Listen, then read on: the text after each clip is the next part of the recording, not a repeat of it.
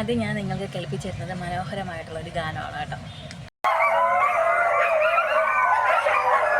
Thiruvananthapuram corporation പരിധിയിൽ ഒരു സ്ത്രീ വളർത്തുന്ന നായ്ക്കളാണ് കേട്ടോ. ഒന്നും രണ്ടും ഒന്നുമല്ല, ഏകദേശം 50ഓളം നായ്ക്കളുണ്ട്.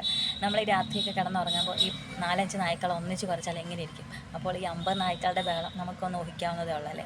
അപ്പോൾ അത് മാത്രമല്ല, അവരുടെ രൂക്ഷഗന്ധവും ഈ മൂത്രത്തിൻ്റെ നാറ്റമൊക്കെ വളരെ ബുദ്ധിമുട്ടാണ് അവിടുത്തെ ജനങ്ങളും അതുപോലെ തന്നെ വളരെയധികം ബുദ്ധിമുട്ട് അനുഭവിക്കുന്നുണ്ട്.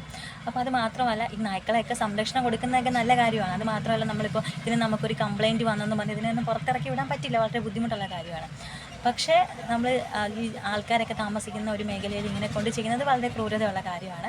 ഒന്നുകിൽ അതിനെ ഏതെങ്കിലും ഷെൽട്ടർ ഹോമിൽ താമസിപ്പിക്കുക, അല്ലെങ്കിൽ മറ്റൊരു സൊല്യൂഷൻ കണ്ടെത്തുക. കാരണം അതിന് തൊട്ടടുത്ത് താമസിക്കുന്ന ഒരു സ്ത്രീ തന്നെ പറയുന്ന കാര്യമുണ്ട്, എനിക്ക് എൻ്റെ വീട്ടിലോട്ട് പാല്, പത്രം അങ്ങനെ ഒന്നും തന്നെ വരുന്നില്ല, ആരും വരുന്നില്ല. കാരണം എന്ന് വെച്ചാൽ പേടിച്ചിട്ടാണ്, നായ്ക്കളെ കരുതി പുറത്തിറങ്ങാൻ പറ്റാത്തൊരു സിറ്റുവേഷനാണ്.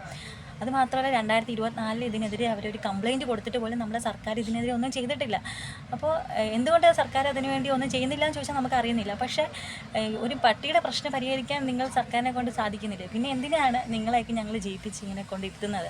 കാരണം എന്ന് വെച്ചാൽ മറ്റു ചില പ്രശ്നങ്ങൾ വരുമ്പോൾ സർക്കാർ ഭയങ്കര ശുഷ്കാന്തിയോടെയാണ് പ്രവർത്തിക്കുന്നത്. സാധാരണക്കാരുടെ ജനങ്ങളുടെ കാര്യങ്ങളിലേക്ക് അധികം അങ്ങോട്ട് ഇറങ്ങി ചെല്ലാറുമില്ല. അത് ഞങ്ങൾക്ക് നിങ്ങൾ ഉത്തരം തരണം. കാരണം പൊതുജനങ്ങളുടെ ചോദ്യങ്ങൾക്ക് ഉത്തരം തരേണ്ടത് നിങ്ങളുടെ അവകാശമാണ്. അല്ലെങ്കിൽ പിന്നെ ഇത് ഒരു സ്ത്രീയാണ്, ഒരു പോലീസുകാരിയാണ് ഈ നായ്ക്കൾക്കൊരു സംരക്ഷണം കൊടുക്കുന്നത്. ഇനി അതുകൊണ്ടാണോ നിങ്ങൾ ഇതിനെതിരെ ഒന്നും ചെയ്യാത്തത്? ഞങ്ങളുടെ ചോദ്യമാണ്, അതിന് നിങ്ങൾ ഉത്തരം തരേണ്ടത് നിങ്ങളുടെ തന്നെ കടമയാണ്.